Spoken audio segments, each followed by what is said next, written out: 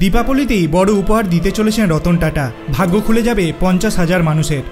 উৎসবের মরশুমে বড় উপহার দিতে চলেছেন রতন টাটা। বড় ঘোষণা টাটা গোষ্ঠীর। আর এক মাস বাদেই দীপাবলি, আর তখনই দেশে বড় কর্মসংস্থানের সুযোগ আসতে চলেছে। এই কর্মসংস্থানের সুযোগ তৈরি করে দেবে রতন টাটার সংস্থায়। কমপক্ষে 50,000 চাকরির সুযোগ তৈরি হবে। চলতি সপ্তাহে বাজারে এসেছে আইফোন 16। এতদিন বিদেশ থেকেই আমদানি করা হতো আইফোন, তবে এবার ভারতে তৈরি হবে আইফোন। আর এই আইফোন তৈরির দায়িত্ব পেয়েছেন রতন টাটার সংস্থা। জানা গিয়েছে টাটা ইলেকট্রনিক্স আইফোন তৈরির কাজে নেমেছে। শোনা যাচ্ছে আগামী নভেম্বর মাসে অর্থাৎ দীপাবলির সময় আইফোন তৈরির কাজ শুরু হবে ভারতে। জানা গিয়েছে তামিলনাড়ুতে 250 একর জমির ওপরে হেসুর প্ল্যান্টে আইফোন তৈরি করা হবে।